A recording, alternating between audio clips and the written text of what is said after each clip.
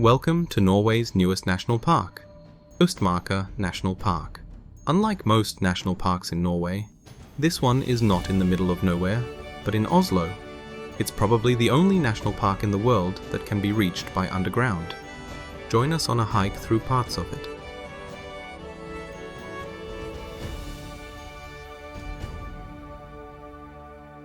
Østmarka National Park was established in November 2023.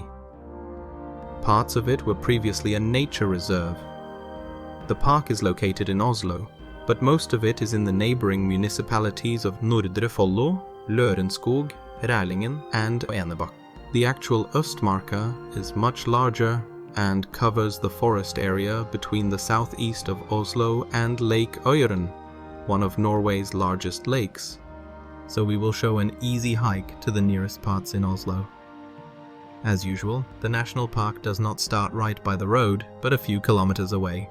If you want to come by public transport, take Metro Line 3 to Skullerud. From there, walk east towards Skullerudstua. On the way, you will pass a huge car park. This is where you park your car. The car park is for cars only. Camping is not allowed, so motorhomes and caravans are not allowed to park there. After passing Skullerudstua and the ski training area, follow the road to Østmarkskapellet.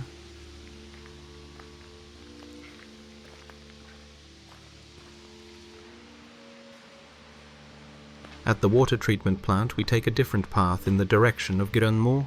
After 1 kilometer, the path enters the forest. There is a sign with Østmarkskapellet on it.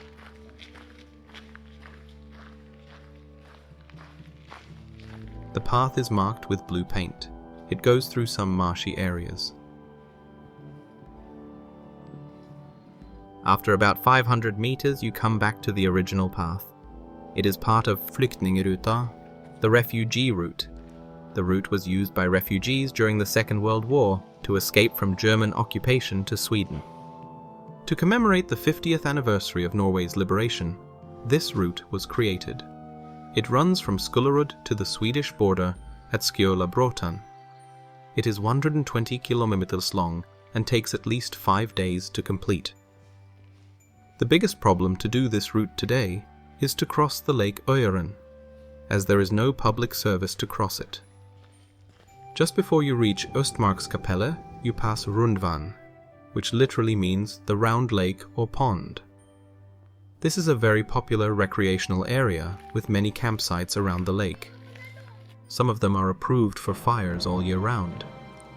You can take the short trip to Østmarkskapellet, but you don't have to. Østmarkskapellet is a chapel in the woods. A service is held there on most Sundays during the year, and there is room for 25 people in the adjoining camp house. When we passed it, people were cleaning it after spending the weekend there. Continue on to Trollvann, another small lake. Follow the gravel road to the end of the road, and continue on Flyktningaruta. At the end of the road, the national park begins. As it was so new when we visited, not all the signs had been put up.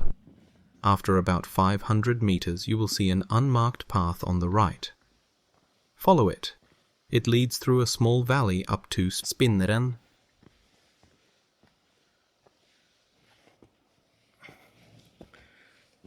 Here you will find unspoilt old-growth forest.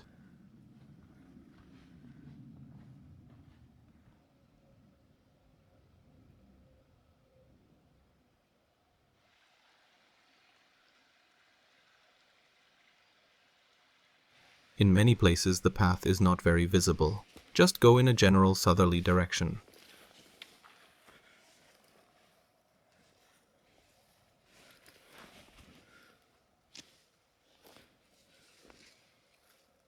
At one point we lost the trail, but we soon found it again.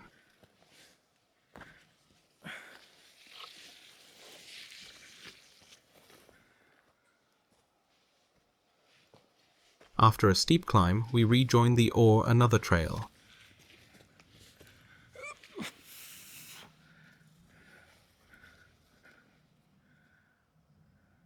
Follow the ridge to the top.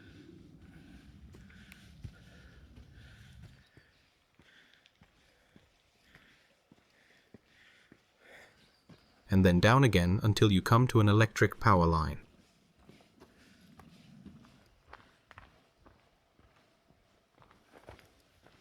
This is where the national park stops. Because of the bureaucratic nature of building and operating infrastructure in the national park, boundaries and even gaps have been created around infrastructure such as roads, or in this case, power lines. Continue east on the Orange Trail. In winter, the orange trails are used for cross-country skiing, so it's not ideal to use them in summer, as they are usually very swampy.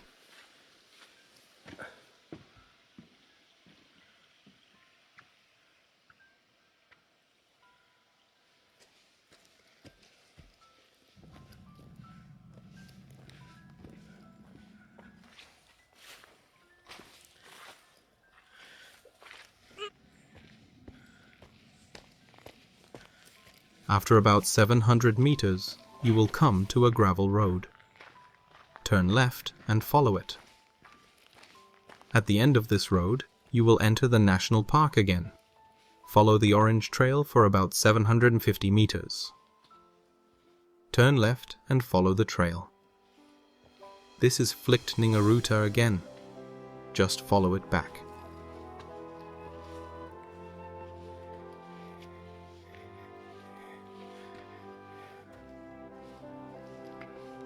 At this point it started to rain. When hiking in Norway, you should always be prepared for rain. Eventually you reach the point where we turned off to Spinneren.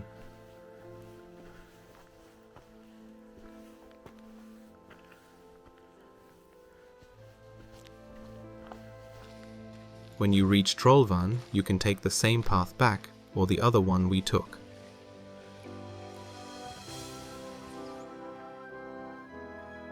Eventually, you will see a sign that says Milorgula.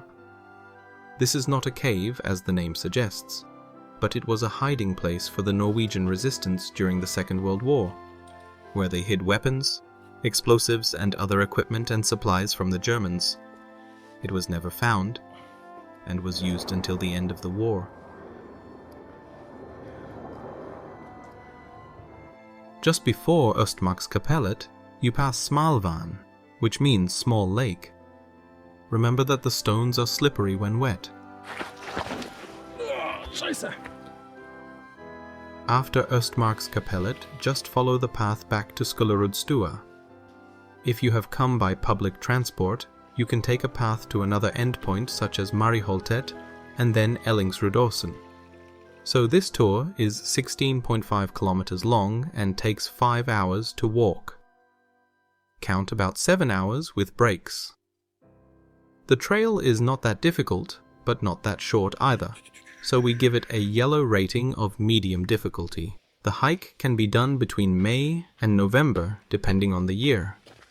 Part of the area can also be accessed by cross-country ski between December and April, depending on the year.